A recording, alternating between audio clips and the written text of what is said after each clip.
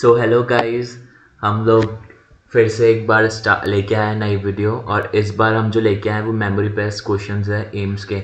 इससे पहले आप वीडियोस देख सकते हैं, मेरी ड्रग सीरीज़ का जो है पूरी सीरीज़ चल रही है और एक वीडियो हमारे एंटीवायरल पे है, तो वो भी आप देख सकते हैं, क्लासिफिकेशन जो कि ट्रिक्स के साथ है। So let's begin. कैसे कैसे क्वेश्चंस आए थे, वेरी इजी पेपर आया था, लेट्स सी। सो पहला क्वेश्चन था which drug cause grey baby syndrome. तो आपको पता है क्लोरामफेनिकॉल है जो ग्रे बेबी सिंड्रोम करता है। सिंड्रोम्स बहुत इंपॉर्टेंट होते हैं हर एग्जाम्स के लिए, उसमें आते ही हैं। उसके बाद सेकंड क्वेश्चन है लासा का फुल फॉर्म आया था लुक अलाइक साउंड अलाइक, यानी जो सुनने में भी सेम लगती है और दिखने में भी मतलब सेम लगती है। जैसे हमारा मेटफॉर्मिन, मेटोप्रोलॉल वगैरह ये सब ड्रग जो होती हैं लासा में ही आती हैं। उसके बाद आता है शेड्यूल एन के बारे में क्वेश्चन पूछा था। शेड्यूल से 4-5 क्वेश्चन तो सुना था मैंने। तो schedule an minimum requirement of premises equipment वगैरह जो होते हैं वो कितने चाहिए होते हैं मिनिमम रिक्वायरमेंट एक प्रीमाइसिस को चलाने के लिए, मतलब एक कंपनी या किसी भी चीज़ को चलाने के लिए, वो शेड्यूल एन में आता है। फिर एक क्वेश्चन पूछा था ब्लड बैंक कम अंडर, कौन से शेड्यूल में आता है ब्लड बैंक, तो हमारा शेड्यूल एफ में आता है। बहुत इजी क्वेश्चन थे, ठीक है। उसके बाद अगर हम बात करें तो एस इनहिबिटर के कॉज, तो तुम लोगों के शायद आया था परसिस्टेंट ड्राई कफ शायद, और एक और भी होता है एंजियोडिमा, मैंने इसको भी यहाँ पे इंक्लूड कर दिया है इसीलिए, तो आ सकता है अगली बार, ओके। आगे बात करते हैं हमारा schedule H drugs. Schedule H drug यानी प्रिस्क्रिप्शन ड्रग्स जो जनरली हमारे एंटीबायोटिक्स आते हैं। इसमें बहुत इजी क्या पूछा था तुमसे, तो शायद यही पूछा था कि शेड्यूल एच ड्रग्स जो है वो क्या होती है, सिंपल प्रिस्क्रिप्शन ड्रग्स होती हैं। फिर फीफो का फुल फॉर्म पूछा था फर्स्ट इन फर्स्ट आउट, बहुत ईजी क्वेश्चन था। डिजिटलिस का यूज़ क्या होता है, कार्डियक ग्लाइकोसाइड की तरह या कार्डियोटॉनिक की तरह यूज़ होता है, ये सिंपल सी बात है, ठीक है। इसके टेस्ट क्या होते हैं, कार्डियक ग्लाइकोसाइड के बालजीत टेस्ट होता है, ये सब टेस्ट होते हैं ना, आपको याद आने चाहिए, ठीक है। मुझे और टेस्ट कमेंट करेंगे आप, ठीक है।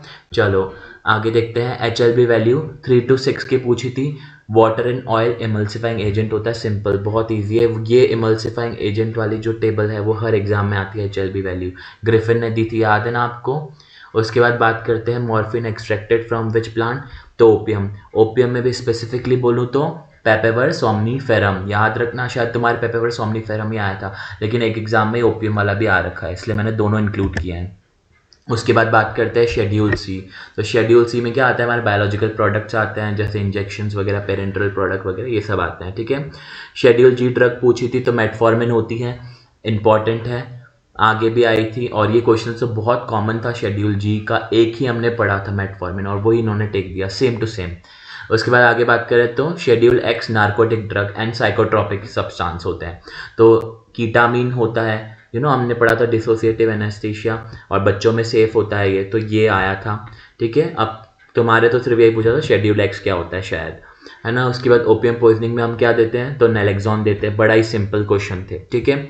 उसके बाद ये पूछा था vitamin in search of diseases, vitamin जो वो सारे इंपॉर्टेंट होते हैं, आपको सारे के सारे अच्छे से करने हैं, और मैं जल्दी विटामिन के ऊपर भी एक वीडियो लाने वाला हूँ। उसके बाद आता है फैट सॉल्युबल विटामिन ADE एडेक्स से लर्न करा होगा, या फिर किसी किसी जगह पे तुमने कीड़ा से भी लर्न करा होगा KEDA, तो आपको याद रखना है। उसके अलावा सारे वाटर सॉल्युबल हो गए, B कॉम्प्लेक्स और C विटामिन C। उसके बाद बात करें तो सेमी एसेंशियल विटामिन हिस्टिडीन है, तो हिस्टिडीन तुमसे पूछा था, लेकिन एक और होता है आर्जिनिन, ठीक है। ये क्या होता है, बच्चों में तो बनते हैं लेकिन एडल्ट में नहीं बनते हैं, ऐसा कॉन्सेप्ट है इसका, ठीक है। फिर sulphur containing amino acid cysteine and methionine आ सकता है आगे भी, और ये बहुत कॉमन है, आया हुआ है क्वेश्चन, ठीक है।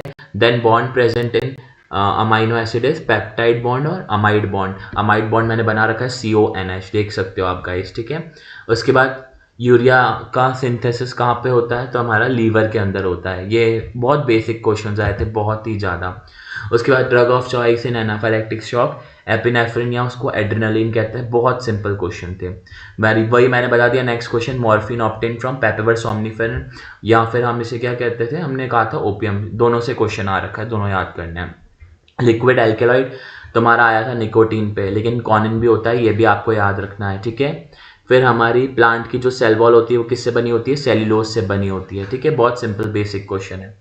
फिर हमारा ग्रेन्यूल्स क्यों बनाया जाता है, तो आपको पता ही है, फ्लो प्रॉपर्टी को इंक्रीज करने के लिए, ठीक है। फिर हमारा आता है कि एल्केलॉइड बेसिक नेचर के क्यों होते हैं, क्योंकि नाइट्रोजन प्रेजेंट होता है, बहुत बेसिक, बहुत ज़्यादा बेसिक। उसके बाद हमारा एल्केलॉइड टेस्ट कौन कौन से होते हैं, ड्रैगनड्रॉफ टेस्ट होते हैं, मेयर टेस्ट होते हैं, वैगनार टेस्ट होते हैं और हैगर टेस्ट होते हैं। ये तो बहुत बेसिक क्वेश्चन है, ठीक है। फिर आपसे पूछा था एक क्वेश्चन ओलियोगम रेजिन का एग्जाम्पल एसाफोडिटा, इसका जो कॉमन नेम होता है वो क्या होता है, डेविल डंक होता है। फैमिली कौन सी होती है, अम्बेलिफेरी फैमिली होती है, ठीक है। उसके बाद oily injection are given with which route, तो IM यानी इंट्रामस्कुलर रूट से देते हैं।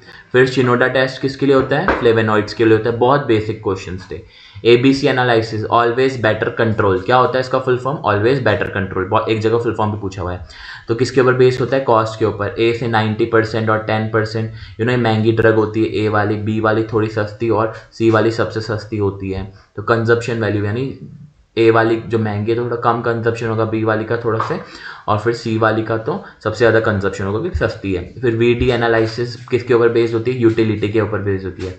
वाइटल, एसेंशियल, डिजायरेबल, तो ये इसका फुल फॉर्म होता है, ठीक है। उसके बाद आता है फार्मेसी एक्ट कब आया था, 1948 में, बहुत easy. Drug and magic remedies act कब आया था, 1954 में। एक्ट सारे पढ़ लेना, बहुत इंपॉर्टेंट है, इस पर भी वीडियोज आने वाली है। उसके बाद है ऑटोटॉक्सिसिटी कौन करता है, अमाइनोग्लाइकोसाइड, तुम्हारे शायद ऑप्शन में था अमीकासिन, तो अमीकासिन आंसर होगा। एंड लूप डायरेटिक्स भी करते हैं, जैसे इथाक्राइनिक एसिड जो बैन हो चुका है, और हमारा एक तो फ्यूरेसिमाइड है, ठीक है। वारफेरिन का हमारा मैकेनिज्म ऑफ एक्शन क्या होता है, विटामिन के एपॉक्साइड इनहिबिटर, ये पर्पल टो सिंड्रोम भी करता है वारफेरिन, ठीक है। और ये कॉन्ट्राइंडिकेटेड होता है प्रेगनेंसी में, सब चीज़ याद रखनी है हमको। फिर बेंजोडाइजिपाम का मैकेनिज्म ऑफ एक्शन होता है गाबा ए फैसिलेटर, और ये क्लोरीन को के चैनल को क्या करता है, ओपन करता है, ये भी पूछा हुआ है एग्जाम में। लैक्सेटिव और कैथेरेटिक्स कौन सा ग्लाइकोसाइड होता है, सेना होता है, बहुत सिंपल है, ठीक है। केसिया अंगस्टिफोलिया, ठीक है। उसके बाद हमारे हाइग्रोस्कोपिक सब्सटेंस क्या होते हैं, जो एब्जॉर्ब करते हैं मॉइस्चर में, ये भी क्वेश्चन था, इससे रिलेटेड कोई क्वेश्चन था कमेंट में बताना। इंजेक्टेबल क्या होता है, इंजेक्टेबल जो होने चाहिए वो हमेशा पायरोजन फ्री होने चाहिए, और कैसे होने चाहिए, स्टेराइल होने चाहिए। स्टेराइल यानी properly 100% free from micro organism. फिर हमारे एक जगह पूछा था शायद which of the following is sterile doses form, तो ऑप्थेल्मिक था ऑप्शन में, ऐसा सुना था मैंने। फिर शिकमिक एसिड पाथवे क्या बनाता है हमारा, aromatic amino acid. Aromatic amino acid 3 होते हैं, फिनाइलएलानिन, ट्रायोसिन और ट्रिप्टोफेन, याद होना चाहिए पूरे तीनों, बहुत ईजी है। फिर सेलेक्टिव बीटा 1 एगोनिस्ट पूछा था तो तुम्हें डोब्यूटामिन, और बीटा 2 एगोनिस्ट पूछा होता तो साल्ब्यूटामॉल, टर्ब्यूटालिन, ये सब आते हैं। फिर beta blocker Contra indicated in asthma, बहुत बेसिक क्वेश्चन थे, बहुत ज़्यादा, क्योंकि नॉन स्पेशली बोलूँ तो नॉन सेलेक्टिव जैसे प्रोपेनोलॉल वो कॉन्ट्रा इंडिकेटेड होते हैं, सेलेक्टिव नहीं होंगे। फिर होरासोमनी पूछा था, बेड टाइम में देते हैं होरासोमनी, HS लिखा होगा।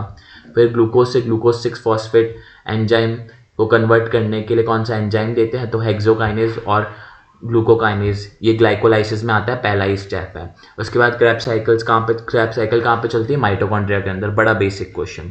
फिर कार्ड इंडेक्स 15% होता है तो गुड, अगर 10% या 10% से कम होता है तो एक्सीलेंट, उसके बाद वाले पूरे होते जाते हैं ना। उसके बाद जॉलिंगर एलिंसन डिजीज में कौन सी ड्रग यूज होती है, तो प्रोटोन पंप इनिबिटर, PPI क्या है, प्रोटोन पंप इनिबिटर, जैसे ओमेप्राजोल, रेबिप्राजोल, ये सारे। और फिर आता है हमारा drug of choice in status epilepticus, तो ये डाइजेपाम था, इसमें कोई भी बेंजोडाइजेपाम दे सकते हैं, जैसे लोराजेपाम भी होता है ना, वो भी दे सकते हैं। Zellweger syndrome cause by which cell organelle, ये 11th में ही था, बट ये तुम लोगों के लिए शायद नया क्वेश्चन भी हो सकता है, परऑक्सीजोम था सेल ऑर्गेनली, ठीक है।